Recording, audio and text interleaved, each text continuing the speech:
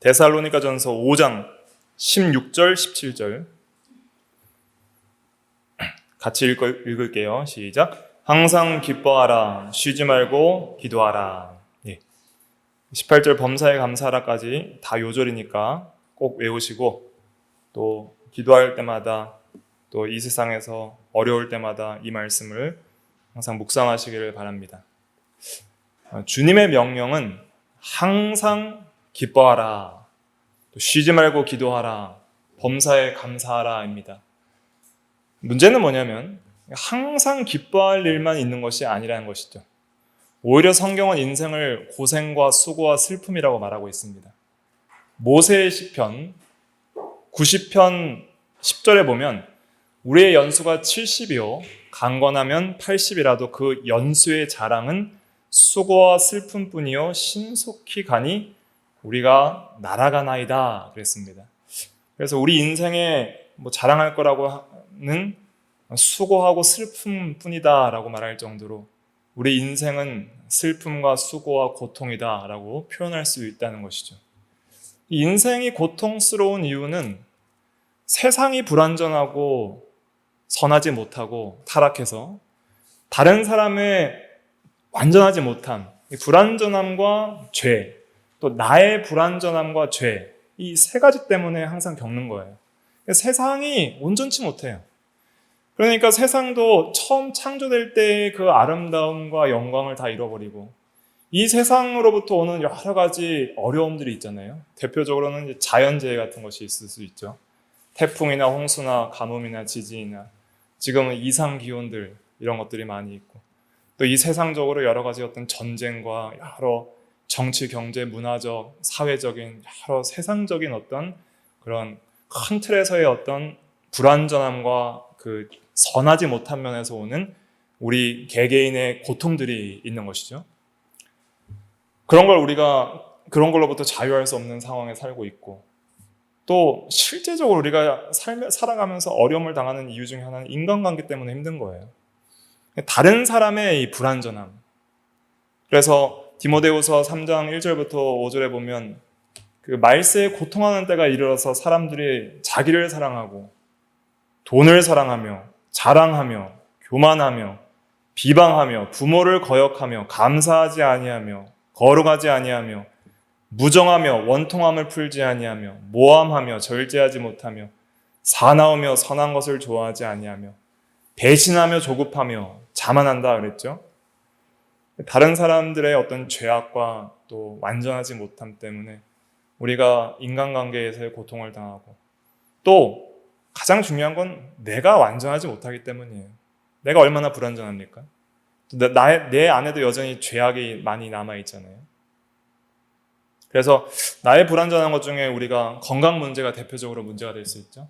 그래서 육신적인 질병도 있고 정신적인 질병도 있고, 많은 사람들이 우울증을 앓고 있고, 또 이 일의 고통이 많이 있습니다. 각자만의 어떤 일 속에서 그 일 자체가 주는 고통이 있죠. 수고하고 땀 흘리고 피 흘리고 하면서 주는 그 일에 있어서의 고통. 일만 고통스러운 것이 아니라 그 일 속에서의 어떤 또 다른 인간관계의 고통이 있고, 이웃관계의 고통이 있을 수 있죠. 가족관계도 평안치 못하고, 층간소음 문제도 오늘 점심시간에 나눴고, 저는 신혼 때 주차 문제가 참 고통이었습니다. 주차 때문에 자주 싸웠어요. 이제 앞뒤로 이렇게 같이 이렇게 병행해서 주차하는 거 있잖아요. 그런 주차를 하게 되는 그런 데 살면은 주차 문제로 싸움이 많이 나고, 또 우리 개인적으로는 이제 꿈과 현실의 괴리라는 게 있잖아요. 내가 꿈꾸는 어떤 삶이 있는데 현실은 그렇지 못한 그 떨어진 그 괴리감, 그것 때문에 고통당하고, 또 오늘날 우리 대한민국이 잘 살게 되어 있지만 상대적 박탈감의 시대를 살고 있다 그래요. 그래서 남과 비교해서 내가 갖지 못하는 여러 가지 식생활, 생활, 또 돈, 또 사회적 지위, 오락, 활동 이런 것들에 있어서 내가 남들보다 누리지 못하는 상대적인 박탈감, 소외감, 또 개인적인 콤플렉스도 있을 수 있고, 또 양심의 가책이 있을 수도 있고, 또 성격, 외모에 있어서의 어떤 내가 마음에 안 드는 것이 있을 수도 있고, 또 우리가 좀 우리를 많이 힘들게 하는 것 중에 무엇이 있냐면은 우리가 말과 행동에 있어서 내가 살아가면서 실수했던 것 때문에 후회하는 것들 많이 있잖아요. 내가 왜 그랬을까 하면서 혼자 잘 때 고통스러워하고 힘들어하고 그런 것들도 있을 수 있습니다. 또 나의 게으름 때문에 나의 삶을 파괴하는 일들도 많이 있습니다. 인생을 이렇게 살아가다 보면은 세상의 불완전함과 악함, 다른 사람의 불완전함과 악함, 또 나의 불완전함과 악함 때문에 우리 이 세상에는 수고하고 슬프고 고통스러운 일들이 끊이질 않아요. 그리고 그 끊이지 않는 고통의 종착역이 어디예요? 죽음인 것이죠. 그래서 결국은 인생은 그러한 고통과 비참함과 죽음이라는 것으로부터 완전히 자유할 수 없는 상황에 있습니다. 그러한 현실 속에서 이 기쁨이라는 것은 우리가 항상 기뻐할 수 있지 못한다고 우리가 생각할 수 있잖아요. 그런데 여기서 말하는 기쁨은 지금까지 제가 말씀드렸던 어떤 이런 세상적 관점에서의 어떤 고통과 대비되는 기쁨을 말하는 것이 아니에요. 그러니까 세상에서 건강하고, 세상에서 부유하고, 세상에서 인간관계가 좋고, 세상에서 내가 자기 만족을 얻고, 세상에서 내가 성공하는 그런 것에서 주는 그런 기쁨을 말하는 것이 아닙니다. 여기서 항상 기뻐하라는 것은 물론 그러한 기쁨도 부분적으로는 내포할 수는 있겠지만 여기서 말하는 기쁨은 하나님 안에서 기뻐하는 영적 기쁨을 가리키는 거예요. 그러니까 세상이 줄 수 있는 기쁨은 항상 유한하고 한정적이에요. 그리고 세상의 기쁨은 항상 변해요. 그래서 우리가 한 10억을 가졌으면 좋겠다 생각했지만 그것을 갖고 나면 또 마음이 변해서 더 갖지 못한 근심에 쌓이게 되는 것처럼 세상은 항상 변하고 온전하지 못하기 때문에 세상이 줄 수 있는 기쁨은 항상 유한하고 일시적이라는 것이죠. 그러니까 그 기쁨이 끝날 때가 있어요. 그 끝날 때 우린 다시 공고함과 또 의미 없음과 공허함을 경험하게 되고 슬퍼하게 되는 것이죠. 그래서 이 항상 기뻐하라는 것을 좀 더 보충해서 빌립보서 4장 4절에서는 주 안에서 기뻐하라 그랬습니다. 주 안에서 항상 기뻐하라. 내가 다시 말하노니 기뻐하라 그랬습니다. 그래서 항상 기뻐할 수 있으려면 항상 그 기뻐하는 대상이 불변해야 돼요. 기뻐하는 대상이 불변하고 그 기뻐하는 수준이 항상 변함이 없이 완전해야 돼요. 그러니까 기쁨의 증감도 없어야 되고 기쁨의 소멸도 없어야 되고 대상 자체가 영원하고 완전한 대상일 때 우리는 기뻐할 수 있는 거예요. 그래서 왜 우리가 하나님을 믿고 하나님을 섬기고 주 예수 그리스도를 믿고 예수님을 의지하고 사랑하는 것이 그것이 완전하고 온전한 영적 기쁨이냐 하면 그 기뻐하는 대상 자체가 온전하고 완전하기 때문이에요. 그래서 우리가 하나님으로 기뻐할 때 우리가 변함없이 완전하고 영원한 기쁨을 충만하게 경험할 수가 있습니다. 그런데 하나님으로 기뻐한다는 게 뭘까요? 이렇게 말하면 좀 추상적이기 때문에 구체적으로 우리가 좀 와닿을 수 있도록 적용하자면은 이제 여러분들이 세상을 살아가면서 가장 기쁜 일이 있다면 어떤 게 기쁘십니까? 세상적으로 우리가 그래도 가장 기쁜 일이 있다 그러면은 저는 성경적으로 딱 두 가지를 꼽을 수 있다고 생각을 하는데 첫째가 생명이고 둘째가 사랑이에요. 생명의 기쁨과 사랑의 기쁨, 그 기쁨을 여기서 말하고 있는 거예요. 아이가 태어났을 때 다들 기뻐하잖아요. 부모도 기뻐하고 가족도 기뻐하고. 아이가 태어났는데 슬피 우는 사람이 있어요, 없어요? 아이고 제가 왜 태어났냐고 우는 사람이 있어요, 없어요? 그런 건 없어요. 아이 낳는 기쁨만큼 기뻐하고 다 같이 축하하는 것들도 드물단 말이죠. 그리고 그 아이가 또 내가 이 생명이 활발하게 성장할 때 어린아이들이 막 그 생명력을 주체를 못해서 막 뛰어다닐 때 그거 보면서도 우리가 기쁘잖아요. 내가 건강해서 막 생명력이 주체가 안 돼서 막 벌쩍벌쩍 뛰어다닐 때 나도 기쁜 거예요. 생명이 넘칠 때는 기쁘고 생명력이 점점 줄어가지고 그냥 이제는 더 이상 힘이 없어서 병이 들면은 슬플 수 있는 것이죠. 생명이 주는 기쁨이 있다는 것을 우리가 꼭 기억해야 됩니다. 이건 어떤 세상적인 물질적인 기쁨이 아니에요. 이 생명의 어떤 신비와 능력이 주는 그 기쁨이 있어요. 이러한 기쁨을 우리가 먼저 생각을 하고 그 다음에 사랑이 주는 기쁨이 있어요. 이 가장 고귀하고 가치 있는 기쁨인데 결혼식 때 슬퍼하는 사람 있어요? 다들 축하하잖아요. 결혼식 때 축하하는 그 기쁨 다 축하하고 또 결혼하는 그 그 신랑 신부가 기뻐하는 기쁨, 인생에 있어서 가장 큰 기쁜 때를 꼽으라면은 아이가 태어날 때와 또 결혼할 때, 이럴 때가 가장 우리가 다들 인정할 수 있는 기쁜 때다 할 수가 있겠습니다. 근데 그 예수 믿고 하나님의 자녀가 되고 하나님 안에 거하고 죄에서 사망에서 생명으로 옮기고 하나님을 사랑하는 그 구원과 하나님을 통해서 우리에게 주시는 영적인 그 기쁨의 세계가 바로 생명의 기쁨과 사랑의 기쁨의 완전함을 포함하는 거예요. 그러니까 이 깊이를 이해를 해야 됩니다. 그러니까 예수 믿는 자는 항상 뭐 해야 되냐면 기뻐야 돼요. 그러니까 예수 믿는 사람의 능력은 어디에서 오냐면 기쁨과 행복에서 와요. 세상이 감당할 수 없는 기쁨이 그 믿는 자 가운데 역사하는 게 진짜 예수 믿는 사람이에요. 세상 사람들의 무신론자가 하나님이 어디 있느냐, 하나님이 어디 있고, 예수님이 어디 있고, 죄사함이 어디 있느냐, 천국과 지옥이 어디 있느냐 보여달라. 그렇게 말하는 사람에게 물어봤어요. 당신은 기쁘십니까? 그렇게 무신론을 믿고 사는 당신의 마음속에 참된 생명과 사랑이 있느냐? 세상을 사랑하고 돈을 사랑해서 많은 재력을 가지고 권력을 가지고 쾌락을 누리고 심지어 마약을 하는, 오늘날 이 한국 사회가 많이 타락한 게 지금 마약하는 사람들이 많아졌다 그러잖아요. 지금 이제 통계가 우리나라가 지금 마약이 올해만 거의 한 2만 명 정도 지금 잡힌 사람만 그 정도 잡고 있는데, 실제로 이제 그 통계가 거기서 이제 이렇게 계산하는 방식이 있대요. 계산을 하면은 잡힌 사람만 거의 한 2만 명이 되면은 실제로 안 잡힌 사람까지 계산하면 50만 명이라는 거예요. 그러니까 우리 인구가 5천만이잖아요. 100명 중에 1명은 마약을 하는 거예요. 이렇게 생각하면 굉장히 심각한 문제죠. 그러니까 그 마약에 주는 쾌락에 이제 젖어가는, 그리고 20, 30대 마약 경험한 사람들의 비중이 점점 늘어나고 있는 그런 사회적인 문제에 살고 있습니다. 그 사람들이 행복할까요?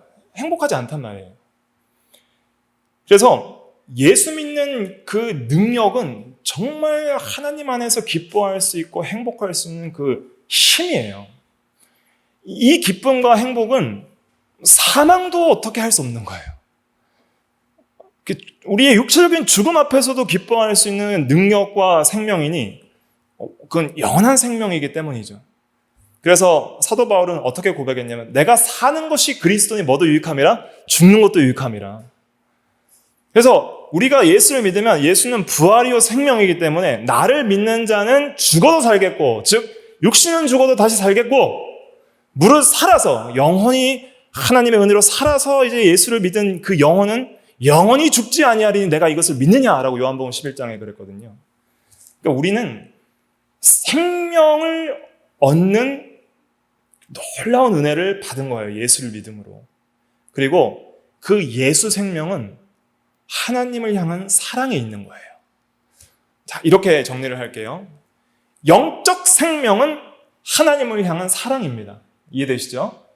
영적 생명이란 것은 하나님을 향해 살아있는 것인데, 어떻게 살아있냐면 하나님을 사랑하는 그러한 강렬한 능력을 얻게 되는 거예요.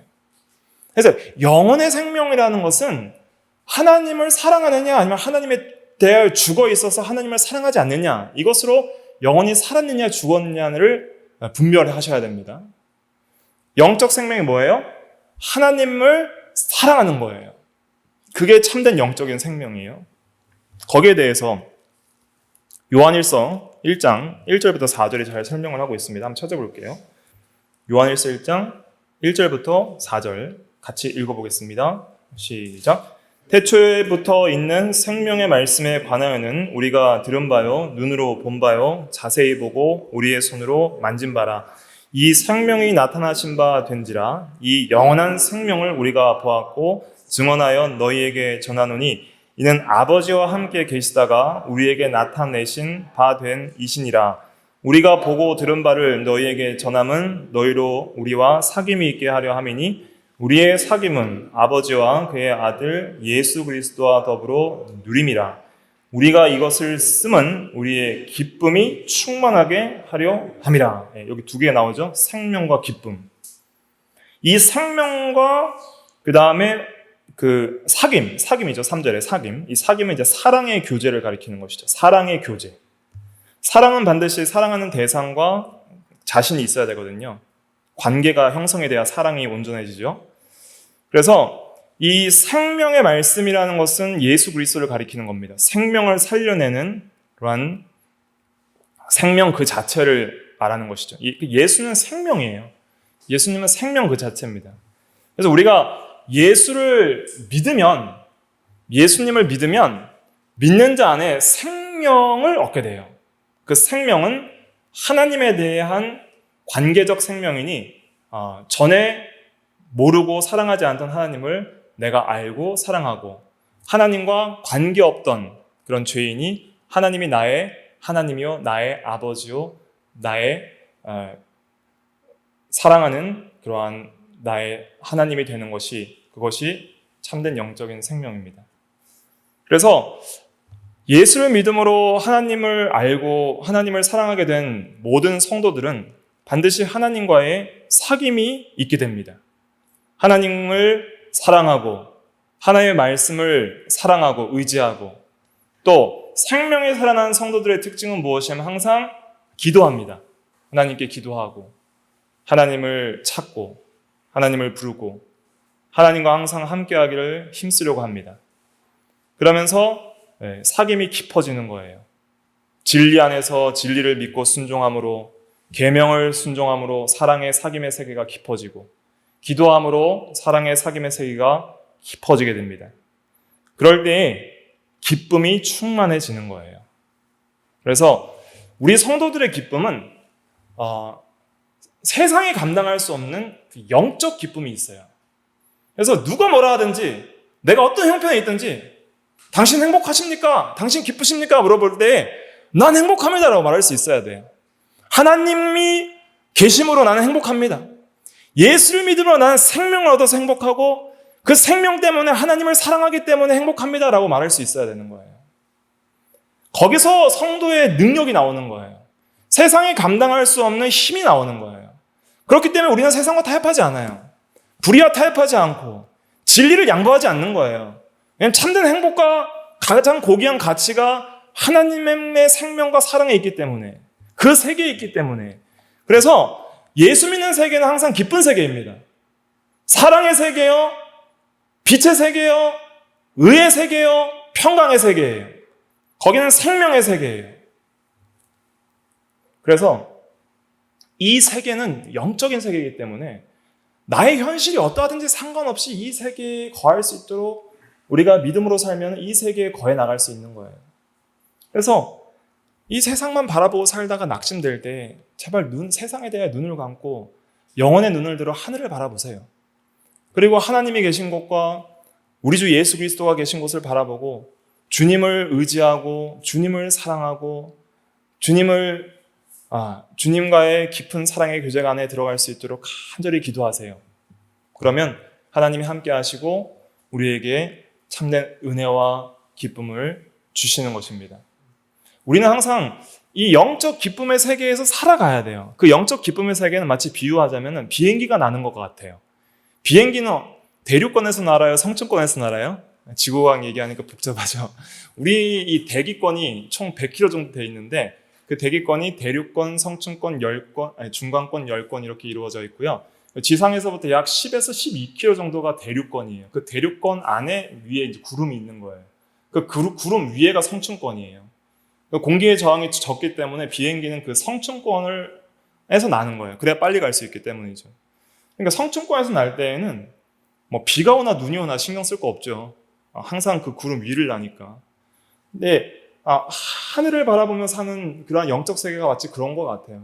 근데 땅만 바라보고 세상을 살면은 뭐 세상에 돌뿌리에 걸려 넘어지고 홍수와 폭우에 넘어지고 뭐 구름과 뭐 폭우와 이런 것들에 다 영향을 받으면서 살다가도 이제는 마치 비행기가 성층권을 나는 것처럼 눈을 들어 하늘을 보고 진리의 세계에 들어가고 빛의 세계에 들어가고 성령의 감동의 세계에 들어가고 하나님과의 사귐의 세계와 교제의 세계에 들어갈 때에는 우리가 세상과 나는 상관없고 구속한 주만 보이시는 그런 영적인 심령의 희락과 화평의 세계에 들어갈 수 있는 거예요.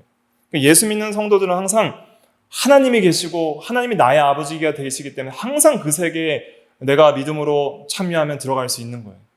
기도할 때마다 들어갈 수 있고 말씀을 의지하여 그 말씀을 묵상할 때마다 들어갈 수 있고, 예배 시간을 통해서도 들어갈 수 있고, 찬양을 통해서도 들어갈 수 있고, 감사하는 삶을 통해서도 들어갈 수 있는 거예요.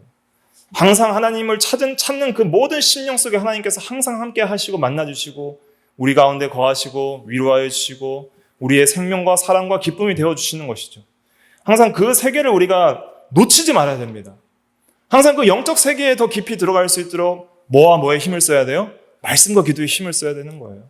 항상 그 은혜의 수단에 참여해서 말씀과 기도에 힘을 써서 항상 하나님이 계신 그 천국, 하나님의 나라, 영적인 세계에 우리가 더 깊이 들어갈 수 있도록 그렇게 힘을 쓸 때, 우리가 힘을 쓴다고 우리의 힘으로 들어간다는 것이 아니라 우리가 하나님의 은혜를 받으려고 힘을 써야 된다는 것입니다. 우리가 하나님의 은혜를 받으려고 하나님을 간절히 의지하고 찾을 때 하나님께서 우리와 함께하여 주시고 놀라운 사랑의 세계, 생명의 세계에 들어가게 하시는 거예요.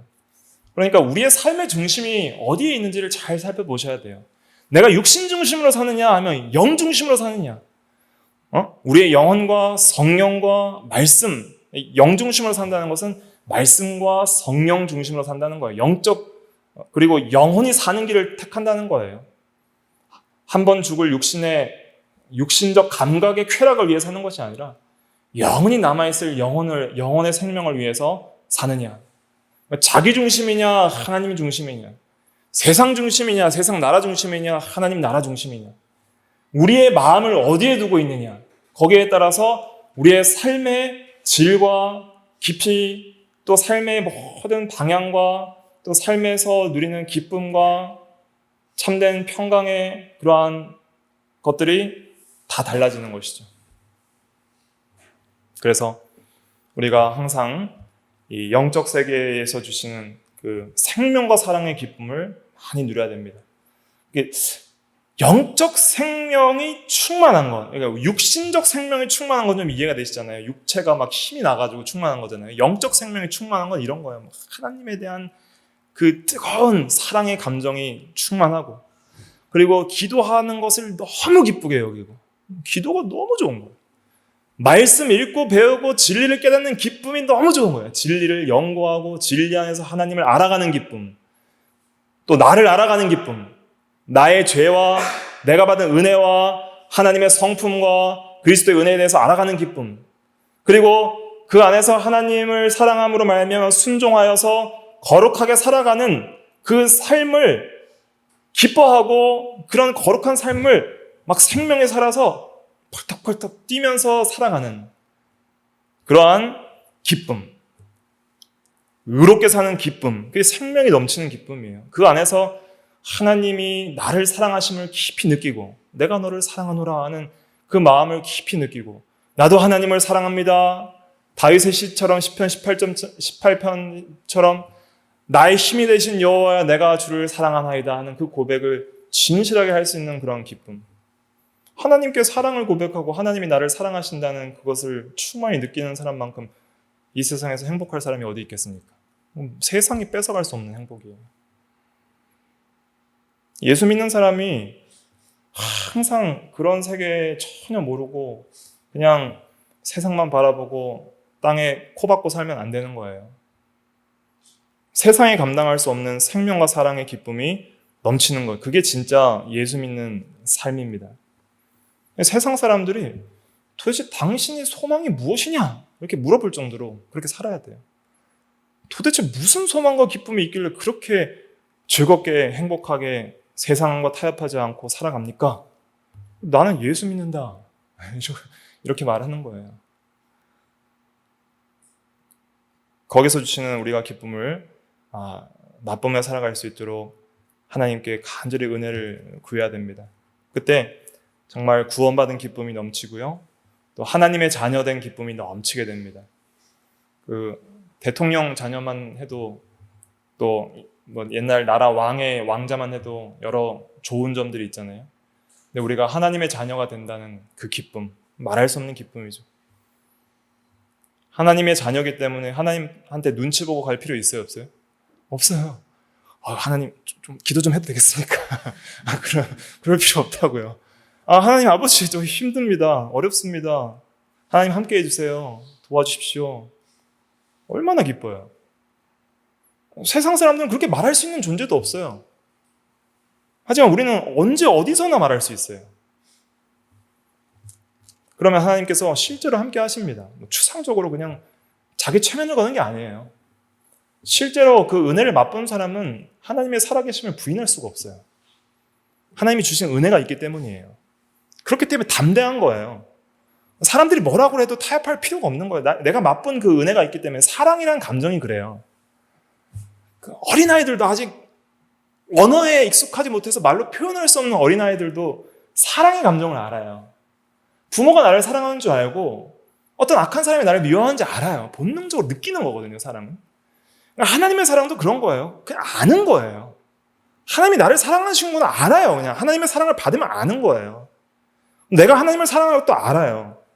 거기서 오는 기쁨이 있다는 거예요. 그 세계에 들어갈 수 있도록 우리가 힘을 써야 됩니다.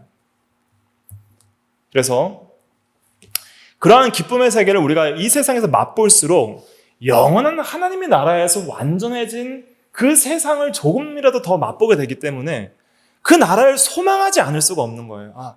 완전한 사랑의 세계, 의의 세계, 생명의 세계인 우리가 들어갈 그 하나님의 나라를 우리가 이미 상속받았고 앞으로 들어갈 텐데, 내가 지금 이 세상 속에서 느끼는 이 놀라운 생명과 사랑의 기쁨이 이 정도라면 앞으로 장차 내가 들어갈 나라에서 이것이 완전해졌을 때 내가 누릴 기쁨은 얼마나 위대할까, 얼마나 완전할까를 생각을 하고 소망할 수가 있는 것이죠. 그래서 우리가 항상 이 생명과 사랑, 두 가지만 오늘 말씀드렸죠. 어떤 기쁨이에요? 영적 기쁨이 생명의 기쁨과 사랑의 기쁨이라는 거예요. 생명이 넘치고 사랑이 넘칠 때 주시는 하나님과의 관계에서 오는 그 사귐의 기쁨, 그것이 있다는 것을 우리가 먼저 기억을 해야 됩니다. 그 다음에 두 번째 명령은 이제 쉬지 말고 기도하라 그랬잖아요. 일맥상통한 겁니다. 항상 기뻐하라, 쉬지 말고 기도하라, 범사에 감사하라가 따로 떨어진 것이 아니라 하나의 세트로 이루어져 있는 거예요. 그래서 항상 기뻐하는 사람의 특징은 뭐냐면 쉬지 말고 기도하는 사람입니다. 쉬라고 그래도 안 쉬어요. 내가 기쁜데 왜 쉬어요? 기도하는 게 너무 좋은 거예요. 사랑하는 사람이랑 데이트하는 거 그거 쉬려고 해요? 아니면 안 쉬려고 해요? 안 쉬려고 하는 거예요. 내가 정말 귀하게 여기는 사람 만나는 거 어떻게 하든지 시간을 빼서 만나려고 하는 게 사람의 마음인 것처럼, 내가 하나님을 사랑하고 하나님의 생명을 얻었고 하나님을 기뻐한다면은 우리가 하나님과 항상 생명의 교제가 끊어지지 않을 수 있도록 깨어서 기도하기를 힘쓰는 것이죠. 그런데 이제 쉬지 말고 기도하라는 것이 이 세상의 일을 아무것도 하지 말고 모든 활동을 중단하고 기도만 하라는 그런 의미가 아닙니다. 쉬지 말고 기도하라는 것은 물론 규칙적인 기도 시간을 정해서 기도하라는 의미도 있습니다. 그래서 우리가 항상 하루에 기도의 시간들을 규칙적으로 정해놓고 하는 것이 굉장히 유익하고 중요한데, 가장 좋은 시간은 일어나자마자예요. 일어나자마자 조금 일찍 일어나서 하루의 시작을 기도로 시작할 때 하나님이 놀라운 은혜를 주십니다. 대단한 기도를 드리려고 막 애를 쓰지 마세요. 그냥 하루의 시작을 하나님과 함께 하려고 힘을 쓰세요. 그래서 하나님께 나의 모든 기도의 제목들을 아뢰고 하나님을 찾고 하나님을 의지하고 하나님께 감사하고 하나님의 사랑을 경험하게 해달라고 그러고, 또 나의 모든 무거운 짐들을 내려놓고 오늘 하루도 하나님의 은혜 가운데 믿음으로 살아갈 수 있도록 앞길을 구하고, 그렇게 구하면 짧은 기도, 한 10분, 20분, 30분 기도를 할지라도 내가 그렇게 기도하고 시작한 하루랑 기도하지 않고 시작한 하루는 완전히 질적으로 다른 하루가 될 것입니다. 유창한 기도 안 드려도 그냥 간단하게 기도해도 그 기도만으로도 하나님의 은혜를 주세요. 그래서 규칙적으로 기도하는 것이 참 중요하고요. 그 다음에 쉬지 말고 기도하라는 것은 항상 하나님과의 끊임없는 영적 교제 생활을 지속하라는 것입니다. 그래서 쉽게 말하면 하나님을 잊지 말라는 거예요. 항상 하나님을 생각하고 밥을 먹든 씻든 직장에 출근하는 시간이든 일을 할 때에도 항상 모든 삶의 현장 가운데 하나님을 생각하고 하나님이 나와 함께 하심을 믿고 그 하나님을 의지하면서 하나님께 항상 대화하는 그러한 마음을 자세로서 모든 일을 해가 나가는 것이 쉬지 않고 기도하는 실천적 삶이라 할 수가 있겠습니다. 그래서 길을 가다가도 하나님과 대화할 수 있고, 저는 운전하다가도 많이 기도하거든요. 눈 뜨고 운전하면서도 기도해요. 그래서 여러 가지 운전하면서 가는 모든 그 길 가운데, 또 처리해야 할 일 가운데 하나님께서 좋은 사람을 만나주시고 좋은 환경과 분위기를 주셔서 그 모든 일이 잘 처리될 수 있도록 하시고, 또 월요일마다 운동하러 갈 때마다 갈 때마다 기도해야 돼요. 왜냐하면 다칠 수도 있거든요, 운동하다. 그러니까 오늘도 좋은 사람과 또 화목한 운동을 통해서 다치지 않고 건강하게 나의 몸을 잘, 육체 훈련을 잘해서 하나님과의 영적 경건의 생활에 이바지될 수 있도록 그렇게 해주십시오. 항상 기도하고 그렇게 출발을 합니다. 그런 모든 그런 기도가 정말 사소하게 생각해서는 안 됩니다. 그러한 기도 속에서 내가 계속 나의 삶 속에서 나의 삶의 중심에 누구를 둔다는 의미예요? 하나님을 둔다는 거예요. 식사 기도도 우리가 막 주문처럼 대충 하지 마시고 진짜 이 밥을 하나님께서 주신 것으로 생각하고 감사함으로 먹어야지. 소화 안 되게 하시면 어떡할 거예요? 그러면은 밥이 영양가가 되지 못하잖아요. 그러니까 이 밥이 잘 감사함으로 먹어서 잘 소화돼서 나의 육체의 건강을 통해서 하나님께 영광이 되게 하시고 하나님과 함께하는 그런 영적 그 신앙의 교제의 삶이 잘 이루어질 수 있도록 해달라고 그렇게 기도해야 됩니다. 그런데 이제 이 쉬지 않고 기도하는 것을 막는 그 기도가 막히는 한 가지 원인이 있어요. 그게 뭐예요? 죄입니다. 죄를 지으면 기도하기가 싫어요. 기도도 안 돼요. 기도할 마음도 안 나오고 기도할 말도 생각이 안 나고 하나님을 깊이 떠나게 되고 기도가 막히는 것이죠. 이사야 59장 1절 2절을 찾아볼게요. 요절입니다. 이사야 59장 1절 2절 같이 읽어볼게요. 시작. 여호와의 손이 짧아 구원하지 못하심도 아니요 귀가 둔하여 듣지 못하심도 아니라 오직 너희 죄악이 너희와 너희 하나님 사이를 갈라놓았고 너희 죄가 그의 얼굴을 가리어서 너희에게서 듣지 않으시게 함이니라. 여기 보세요. 여호와께서 손이 짧고 귀가 둔하여서 기도를 듣지 않는 것이 아니라 2절에 오직 너희 죄악이 너희와 너희 하나님 사이를 갈라놓았고 너희 죄가 그의 얼굴을 가리어서 너희에게서 듣지 않으시게 함이니라 그랬습니다. 죄가 가로막히면 기도가 되지 않습니다. 그러면 이제 기도를 다시 깊이 있게 하고 또 항상 기뻐하는 생명과 사랑의 세계에 들어가려면 뭘 해야 될까요? 회개를 해야 되는 거예요. 회개라는 것은 이제 앞으로 이제 구원론 오후 예배 때 구원론 시간 때 좀 깊이 있게 공부를 할 건데요. 회개는 내가 하는 거예요? 하나님이 하게 하시는 거예요? 하나님이 하게 하심으로써 내가 이제 하는 거예요. 내가 하는 부분도 있지만은 하나님이 하게 하셔야 돼요. 그래서 회개는 반드시 단순히 하나님 내가 잘못했습니다. 하나님 내가 잘못했습니다라고 하는 그 죄의 고백만을 포함하는 것이 아니라 회개는 반드시 죄를 깨닫는 것부터 시작해요. 이게 죄였구나 하는 걸 철저하게 깨닫는 거예요. 죄에 대한 지성적 깨달음, 그리고 죄에 대한 감성적 미워하는 마음, 죄를 슬퍼하는 거야. 너무 슬프다. 이 죄를 지은 내가 너무 슬프다. 그리고 의지적으로 죄에서 돌이킴, 이 세 가지가 반드시 있어야 됩니다. 지성적 죄에 대한 깨달음, 인식, 감성적 죄에 대한 슬픔, 의지적 죄로부터의 돌이킴, 이것이 수반되어서 나오는 뭐가 있어야 돼? 죄의 고백이 있는 거예요. 하나님, 내가 죄인입니다. 그게 진짜 회개예요. 그 회개의 열매는 반드시 뭐로 나온다고요? 회개에 합당한 열매인 거룩한 삶으로 나오게 돼 있어요. 여기까지 딱 볼 때 이게 진짜 회개라고 인정되는 교리적으로 성경적인 회개예요. 그렇기 때문에 이런 회개가 되려면 하나님이 우리에게 은혜를 많이 주셔야 돼요. 그래서 죄를 볼 수 있는 진리의 빛을 주시고, 어두우면 내가 어둡고 어두운 가운데 생활하면은 뭐가 들어온지 구별이 안 돼요. 근데 하나님의 빛 가운데 밝히 들어가면은 내 죄가 이거였구나 하고 밝히 깨닫게 되고 더러움을 싫어하게 되어 있어요. 죄는 성경에서 더러운 거라고 그랬거든요. 깨끗한 옷을 입으면 새 신발 사고 새 옷 입으면 더러운 거 묻히기 싫잖아요. 그것처럼 하나님의 빛 가운데 들어 그리스도의 의의 은혜에서 거룩하심의 은혜를 깊이 깨닫고 나면 내가 하나님의 자녀인데 이런 죄를 지었구나. 하나님이 나를 사랑하시는데 이런 죄를 지었구나.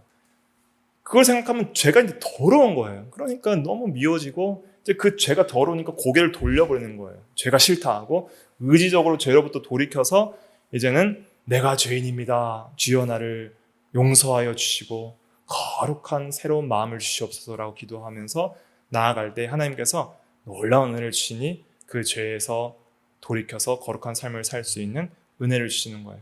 이러한 죄에 대한 온전한 회개가 이루어질 때에 하나님과의 관계가 다시 실제적으로 화목해지는 거예요.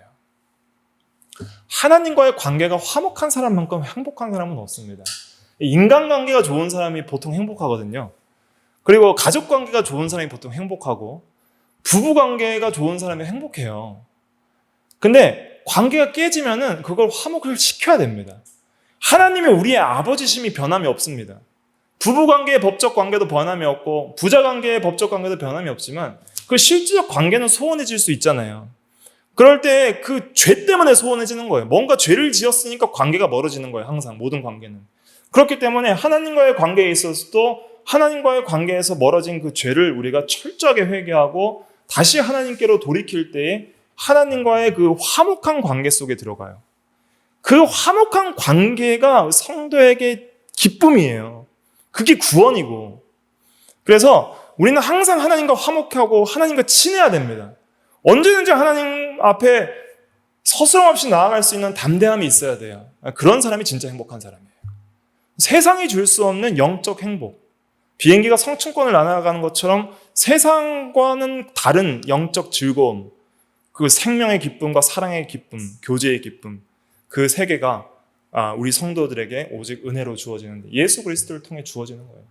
그리스도께서 내 죄를 대신하여 하나님의 심판을 받아서 내 죄가 사해졌기 때문에 우리는 언제든지 그리스도 안에서 그를 힘입어서 하나님 보좌 앞에 담대히 나아갈 수 있는 특권을 얻게 된 것이죠. 그러나 실제적으로 우리가 그러한 특권을 누리지 못하는 이유는 뭐 때문이에요? 죄 때문이다. 나의 죄. 그래서 그 죄를 우리가 철저히 회개하고 하나님의 은혜로 돌이켜서 다시 늘 주님 앞에 정말 어린아이가 아빠 엄마 품에 아무런 거리낌 없이 안기는 것처럼 우리가 하나님 품에 늘 안기는 생활을 할 때에 그때 주는 기쁨과 행복이 있으니 그 행복을 가진 성도는 항상 기뻐할 수 있다. 이것이 성경이 가르치는 진리입니다. 그런 기쁨을 누릴 수 있는 사람들은 그리스도인들밖에 없는 거예요. 우리가 이런 기쁨 속에 거해야 되겠습니다. 기도하겠습니다.